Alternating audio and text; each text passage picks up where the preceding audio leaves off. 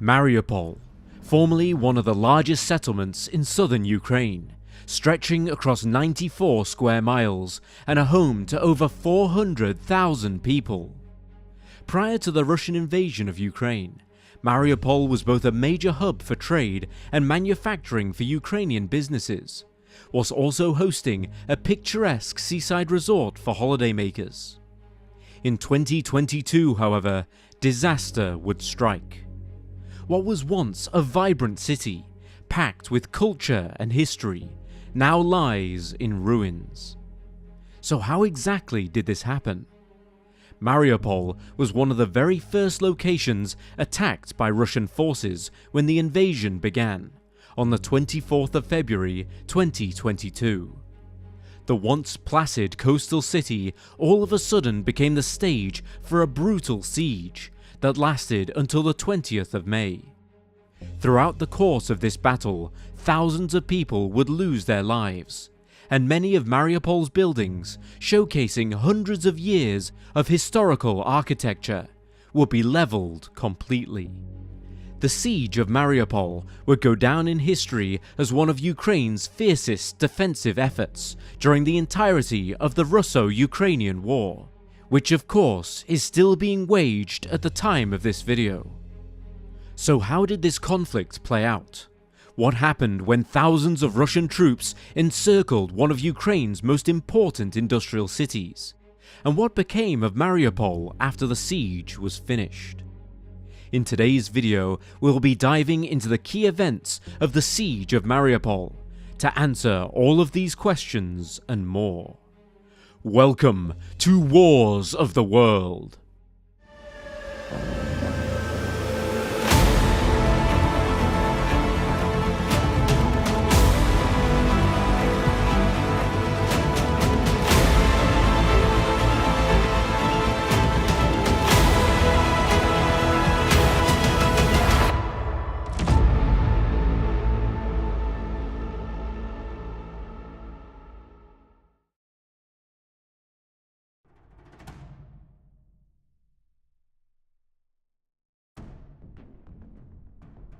While Mariupol is not amongst the very largest of Ukraine's cities, the settlement's access to a wide variety of industries and its position on the coast made it an attractive target for Vladimir Putin's forces when they first invaded Ukraine in February of 2022.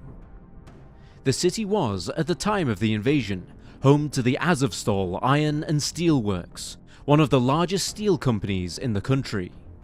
If Russia were able to successfully capture Mariupol, they could bolster their own resource pool and severely impede Ukraine's. Mariupol, thanks to its trade ports to the south, was instrumental to the success of Ukraine's economy, and a Russian takeover would be disastrous. In addition to this, an unobstructed land route to Crimea would have been opened up, and Russian forces would have been able to seize full control of marine traffic in the Black Sea, along the southern coastline of the country.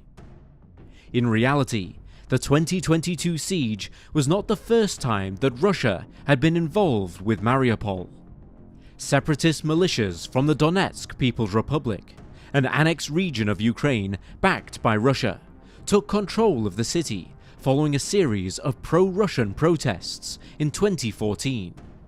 Just 1 month later, Ukrainian forces were able to recapture Mariupol, while troops from the Donetsk People's Republic moved into the neighboring village of Novoazovsk. Even so, the struggle was far from over, and the Republic moved in once more in late 2014, attempting yet another violent takeover. But Ukraine succeeded in defending the settlement. Following these battles, the Donetsk People's Republic began barraging Mariupol's buildings with rockets, which prompted the Ukrainians to launch a surprise attack on the separatist-controlled village of Shirokini. 4 months after this offensive began, the Republic withdrew from the village, and for a few years, Mariupol was conflict-free. The Donetsk-Ukrainian tensions around Mariupol were ended with the Minsk II agreement, but the Russian Federal Security Service's Coast Guard stirred the pot once more in 2018. In November, the waters just south of the city played host to the Kerch Strait incident, where the Russian Coast Guard fired upon and captured 3 Ukrainian Navy vessels. The Ukrainians were on their way to Mariupol's port when the attack took place, which caused Ukraine to briefly declare martial law. While a large-scale conflict did not break out, tensions were greatly threatened. As of the very beginning of 2022, just before the invasion and the subsequent siege commenced, Mariupol was defended by the Ukrainian ground forces, the National Guard of Ukraine, the Territorial Defense Force of Ukraine, and the Ukrainian Naval Infantry. The historical tensions presented by the city's strategic position and the close proximity of the settlement to the Russian border meant that Ukraine had defended their position well.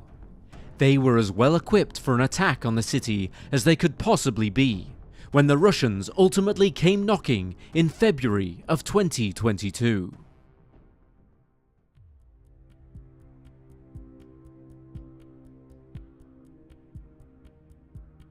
The day that Russia commenced their invasion of Ukraine saw the artillery shelling of the outskirts of Mariupol.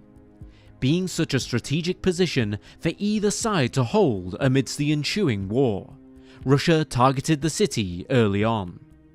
Fortunately, nobody was killed in these early bombardments, but 26 individuals were reportedly injured from the blasts. When Russian forces arrived at the limits of the city one day later, they came from territories to the east, controlled by the Donetsk People's Republic. As ground troops marched in, they were met with initial resistance from defenders stationed in the neighbouring village of Pavlopil. According to Ukrainian sources, over 20 Russian tanks were taken out in this very early exchange of fire. The troops of Pavlopil had bought the Ukrainians in Mariupol a little time to prepare for the ensuing siege. While ground forces marched on Mariupol to the east, Russia's Black Sea Fleet approached the city's ports from the waters to the south. Russian ships began to bombard coastal lands to the west of Mariupol, while Marines of the Naval Infantry stormed the beaches to approach the city from the opposite side. Over the course of the next few days, the Russians continued to bombard the city with artillery fire, leading to the deaths of several civilians. Meanwhile, the Ukrainians stationed in Mariupol began to attempt to repel the invaders at the settlement's borders. By the 28th of February 2022, Russian forces had completely surrounded Mariupol, and the siege had officially been set in motion. On the evening of the 28th, the Russians successfully managed to cut off the majority of Mariupol's internet, as well as electricity and gas, leaving the city in the dark, and mostly blind to any news from the outside world. Panic began to spread amongst the thousands of citizens trapped within the confines of the encircled city, as the Ukrainian military fiercely began to defend their position, and civilians inside attempted to flee. One report emerging from this stage in the battle suggested that a Ukrainian sniper had taken out Russian Major General Andrei Sukovetsky of the airborne forces. While Sukovetsky would be killed on the 28th of February, it is more likely that this happened near Kiev, or Hostomel, as his 41st Combined Arms Army attempted to advance deeper into the country. By the 2nd of March, there was no chance of escape from the city of Mariupol. Those trapped inside were actively blocked from leaving by Russian forces on the outskirts, and a reported water outage began to raise concerns. Russian shelling would commence once more, and as artillery fire rained down on the neighbourhoods of Mariupol, hundreds of civilians would lose their lives. By the 4th of March, the mayor of Mariupol, Vadim Boychenko, announced that his city was running dangerously low on water and medical supplies, following the shelling of Ukrainian hospitals, and he desperately called for the evacuation of his citizens, along with additional military support. The following day, on the 5th of March, a temporary ceasefire was proposed to be mediated by the International Committee of the Red Cross to help 200,000 of Mariupol civilians escape the chaos. A break in the fighting was announced to be carried out between 11 AM and 4 PM to allow the refugees to leave, and a humanitarian corridor was established to the southeast Ukrainian city of Zaporizhia. At 11 AM, distraught and panicked civilians made their way to the entrance of the corridor, but they were forced to turn back as Russian artillery fire began to rain down once more. Reportedly, of the desired 200,000 refugees, only 17 of them managed to make it out of Mariupol that day. The following day, an attempted second evacuation was met with the same disastrous results, and the Red Cross began to report on the severity of the situation for refugees trapped in Mariupol. Over 700,000 civilians have been left without heat in the freezing Ukrainian winter, and many people were beginning to run out of water. By the 9th of March, enough Ukrainians were losing their lives in the shelling that city workers began digging mass graves in order to accommodate the fallen. Those who had avoided the shellings were now resorting to melting the thick snow outside their homes in an attempt to obtain water, as the heavy fire continued. On the outskirts of the city, Ukrainian soldiers fought with everything they had as the Russians tightened their clutch on Mariupol, but the siege was only just beginning.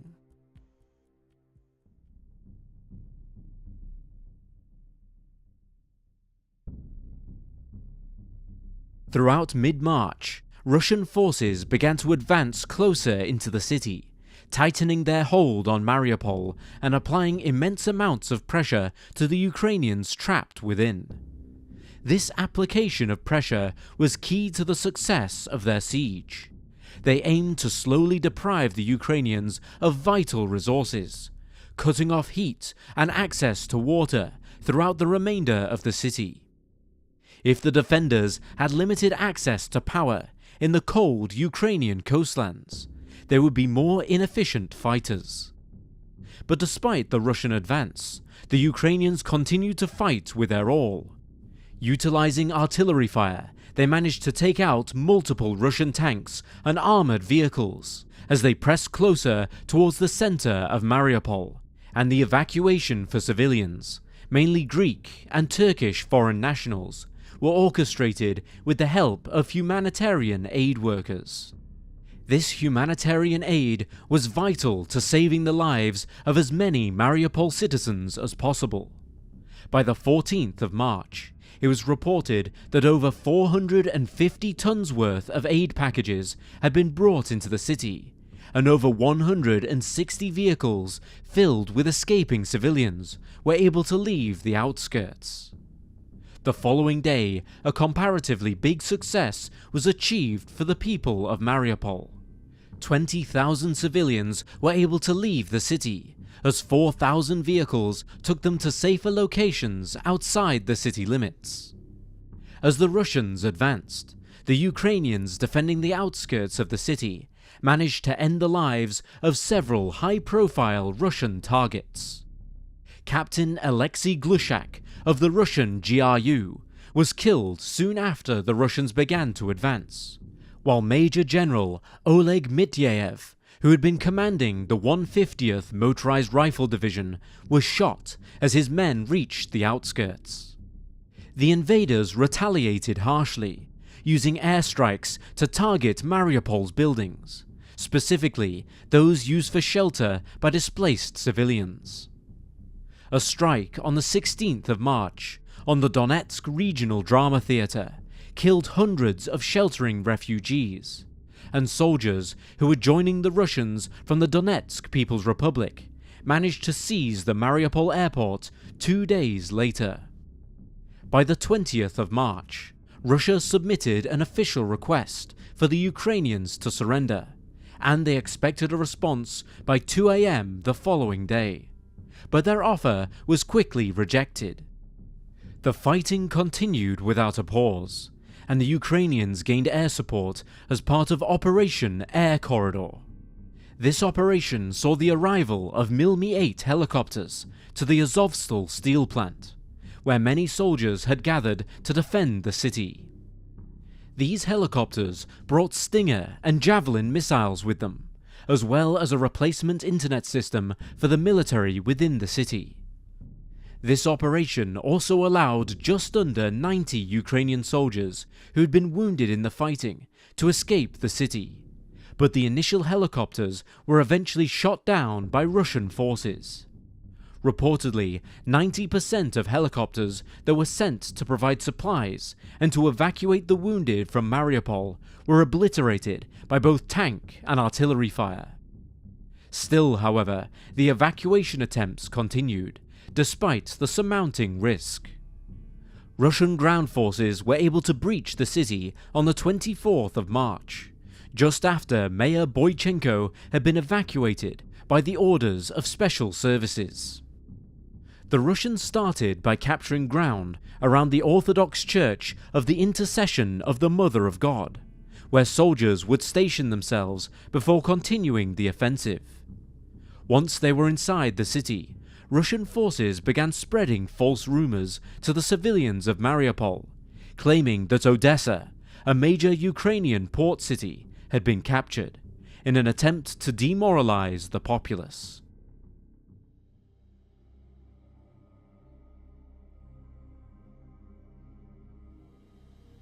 When the Russian military managed to advance into the center of Mariupol, the situation was looking dire for the Ukrainian soldiers who were defending their homeland. Boychenko, reporting from outside the city limits, called for a complete evacuation, and by the 28th of March had confirmed that Mariupol was, quote, in the hands of the occupiers. He also stated that around 5,000 people had been killed during the siege, and claimed that between 20 and 30,000 Mariupol residents had been rounded up and then sent to camps within Russian territory. Once the Russians had firmly moved into the city center, it did not take them long to seize a series of major buildings. They started with the governmental administrative building within the Kalmiuski district, before capturing major military headquarters within the city. In the first few days of April, they also managed to claim the Security Service of Ukraine building in the middle of Mariupol, and fighting in the immediate center began to cease.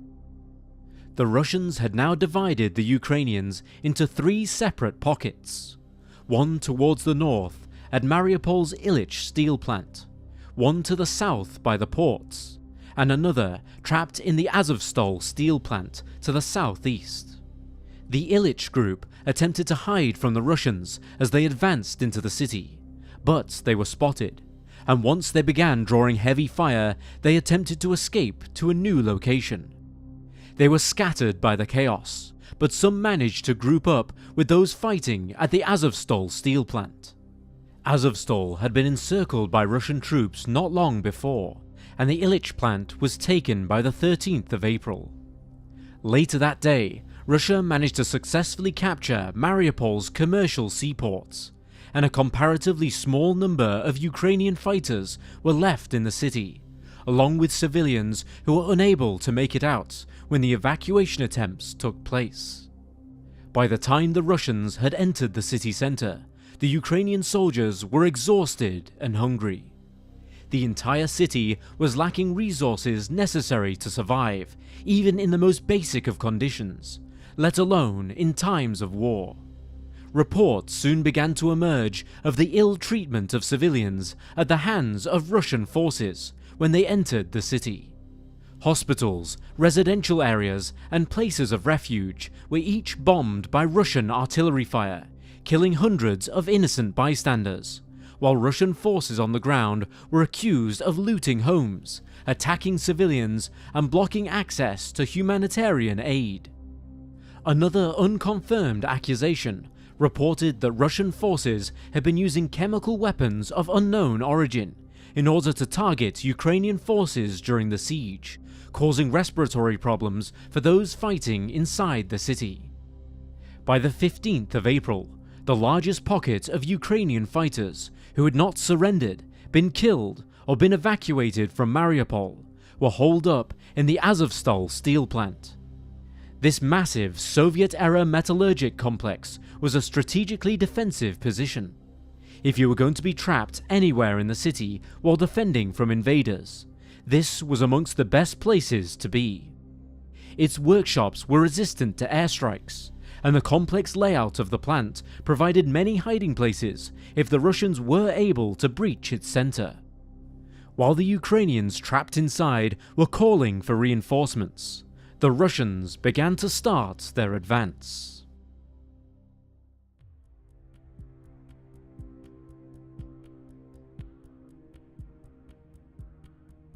Before arriving at the gates of the Azovstal steel plant, the Russians made their way around Mariupol, sweeping through any last pockets of resistance left within the city.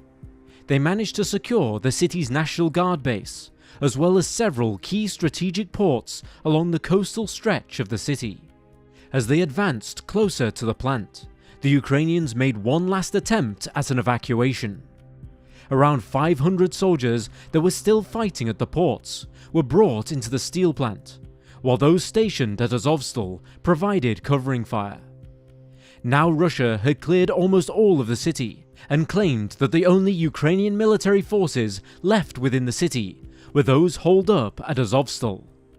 These last few hundred soldiers declined yet another Russian offer to surrender, and amidst threats of death and destruction, they continued to fight. Once the Russians had encircled the Azovstal steel plant, they received a direct order from Vladimir Putin to avoid storming it. Instead, they were instructed to wait out the Ukrainians who were trapped within, forcing them to run out of any remaining supplies. Before the siege began, hundreds of civilians had also made their way inside of the plant, and they were now trapped with the remaining soldiers. Ukrainian officials interpreted this as the Russians admitting that they were unable to take the plant by force, while international experts who were spectating the conflict commented that an attempt to invade the plant would be disastrous for both sides. The Russians soon began closing in some cases within just 20 meters of the plant, in order to begin the blockade, but very little fighting took place when they did. The airstrikes resumed on the 23rd of April, with Russian forces throwing as much firepower as they could towards their formidable adversaries. But despite the chaotic conditions, the soldiers inside pressed on, and they even managed to receive a package of supplies delivered from a helicopter approaching the plant under the cover of darkness that evening. However, these refreshed supplies would not last the Ukrainian soldiers long, and within just a few days they were lacking food and water once more. On top of this, their situation worsened when Russian airstrikes intensified to an as of yet unseen level of force, with supersonic tactical bombers raining hell from above. The Ukrainians trapped within the plant desperately tried to defend their position, but the clock was ticking, with the Russians sending an unimaginable degree of firepower towards them. By the end of April, it was stated by the Parliament of Ukraine, the Verkhovna Rada, that conditions for civilians trapped in the city had reached, quote, medieval levels, and due to the disillusion of healthcare systems and clean drinking water, these people were at an extreme risk of disease. The Mariupol City Council soon warned of deadly epidemics that could emerge from Mariupol if their citizens were not evacuated, and concerns were soon emerging that a possible cholera outbreak had taken place due to reduced living conditions within the city. Efforts were soon made to evacuate the remaining civilians from the Azovstal steel plant, coordinated by the United Nations and the International Committee of the Red Cross. Another humanitarian corridor was set up to ensure the safe departure of the displaced citizens of Mariupol who were attempting to leave their ruined city. The first few evacuees would trickle out of the plant complex on the 13th of April. But this did little to put a dent into the estimated 1,000 or so still left inside the plant, and talks were soon underway to proceed with larger scale evacuations. However, fears arose that if a large-scale evacuation was attempted, that the Russian military would ignore any agreed ceasefire and continue to send forth airstrikes as the civilians attempted to make their way out of the city limits. Soon the siege had entered its final month, and an estimated 100 civilians were taken safely out of the steel mill via the humanitarian corridor established by the aid workers. By the 2nd of May, it seemed as though, to the Ukrainians' surprise, Russian forces were beginning to withdraw. From the Russians' point of view, they seemed to have their opponents exactly where they wanted them, using airstrikes alone. Many of the tanks and ground soldiers left Mariupol at this stage, in order to join the invasion elsewhere in Ukraine, but enough were left behind in order to make escape from Azovstal impossible.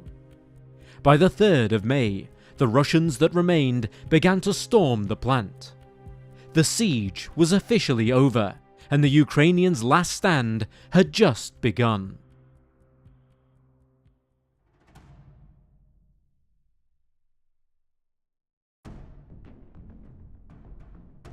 It wasn't easy for Russian forces to storm the steel plant, even with many of the Ukrainians inside suffering from fatigue, thirst, and hunger.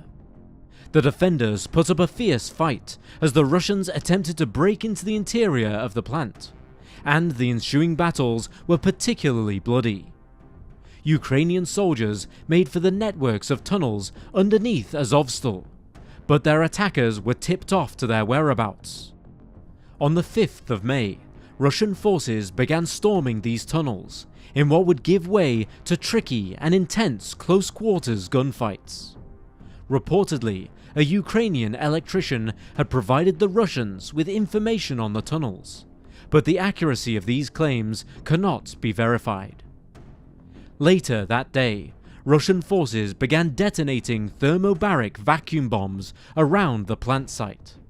These explosives work by sending forth a fiery cloud of gas, creating a blast that reacts with the oxygen in the atmosphere. Ukrainians fighting in the tunnels would have been faced with severe burns and blasts from these attacks, but still they held their ground until the very end. Ukraine's president, Volodymyr Zelensky, issued messages to the last remaining fighters in Mariupol that a surrender was authorized. Under the intensity of the bombings, the gunfire and artillery shellings and airstrikes that continued to bombard them, they were simply left with no other choice. While plans to surrender were put into motion, humanitarian aid workers attempted to rescue as many Ukrainian civilians from the Azovstal steel plant as they could. 500 refugees were evacuated to safety on the 6th of May, while on the 7th it was announced by the Ukrainian government that all remaining women, children and elderly people inside the plant had been extracted. Several days passed, and the Russians still maintained their encirclement of the steel plant. Over 1,000 Ukrainian soldiers still remained trapped inside, waiting for further instructions. Serhiy Volinsky, commander of the 36th Separate Marine Brigade, is credited with saying on the 8th of May, quote, "I ask that a higher power find a way to figure out our rescue. It feels like I've landed in a hellish reality show in which us soldiers fight for our lives, and the whole world watches this interesting episode. Pain, suffering, hunger, misery, tears, fears, death. It's all real." Russian military representatives accepted the surrender of those trapped at the Azovstal steel plant on the 9th of May. Up until the 12th, Russia persisted with their offensive, and the Ukrainian soldiers remained trapped inside the plant. By the 16th, the defenders could take no more, and 9 representatives were chosen to exit the plant, facing the Russian guns with only a white flag. The surrender was officially put into practice, and soon wounded soldiers were taken from Azovstal to the Donetsk People's Republic-controlled town of Novoazovsk, where they were finally given medical attention. Many of these soldiers would soon be classified as prisoners of war, and Zelensky assured his people in an address that everything would be done to bring them home. But despite all of this, not all of the Ukrainians at Azovstal agreed to surrender there and then.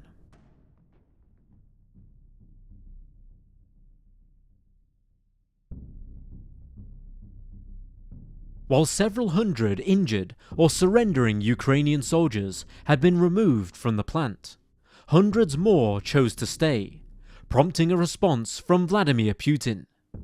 Putin issued a statement informing the remaining fighters that anybody who chose to surrender now would be treated, quote, in accordance with international standards, when the Russians ultimately took over the city.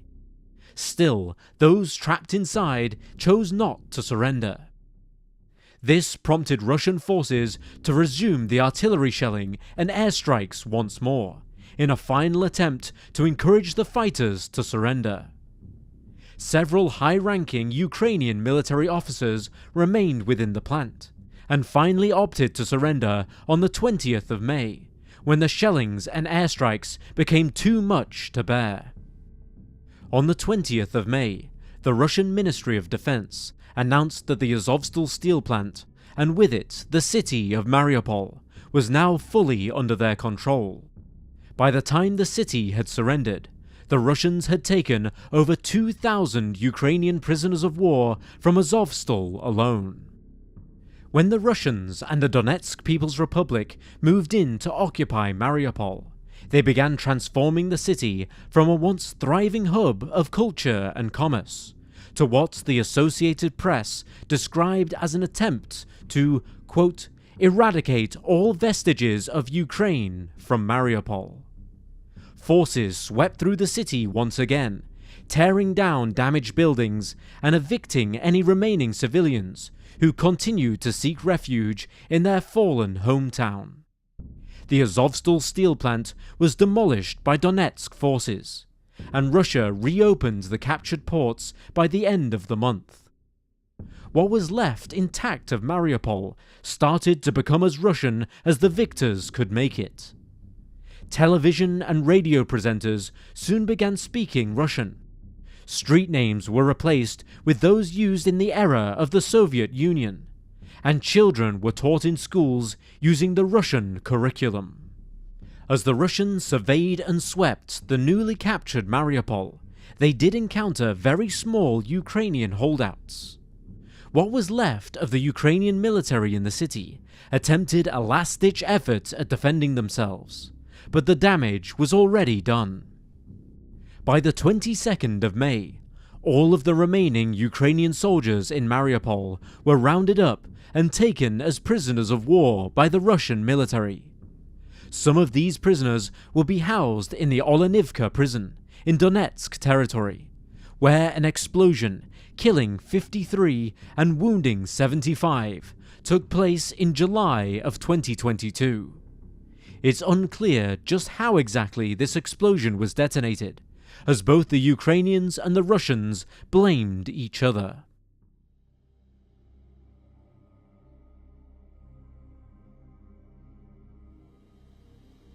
Following the siege of Mariupol, conditions for civilians in the city have been worrying to say the least. The suspected cholera outbreak that arose in April was confirmed by Mayor Boychenko on the 11th of June, and the spread of disease has only worsened by the presence of so many dead bodies who litter the streets. Upon capturing the city, Russia imposed a quarantine to limit the spread of cholera, but concerns from medical officials still note that the disease could begin to spread beyond the reaches of the city if conditions continue not to improve.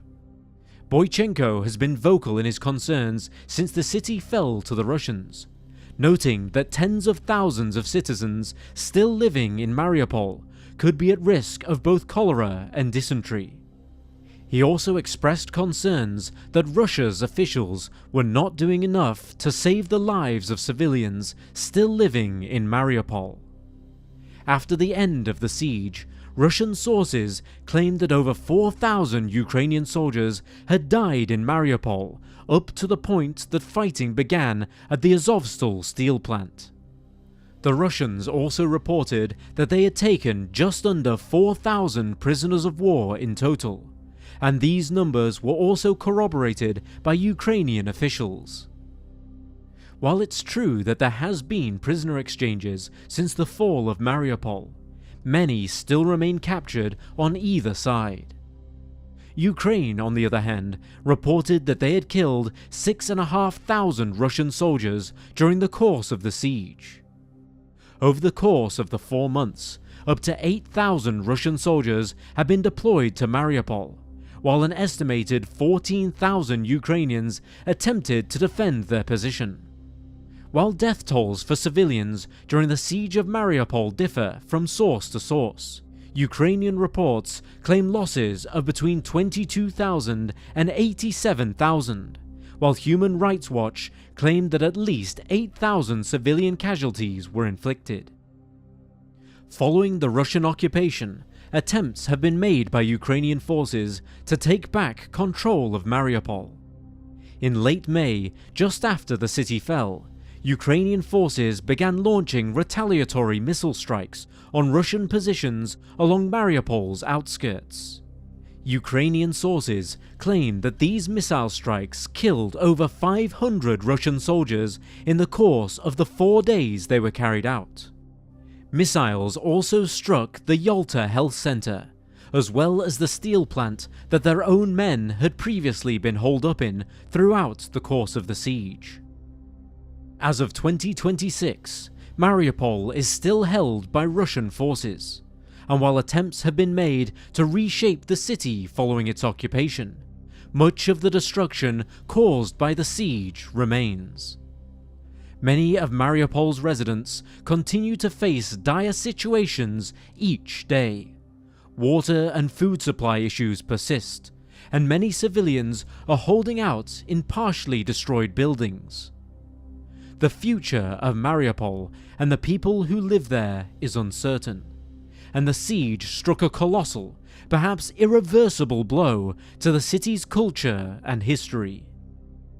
Early 2022 saw many terrible conflicts throughout Ukraine, but it's this siege that may have been the most brutal.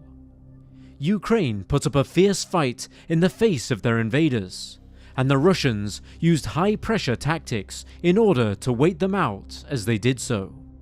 In the end, Mariupol soldiers could not withstand the constant barrage of airstrikes, the advancement of Russian troops on the ground, and the fact that they were quickly running out of food and water.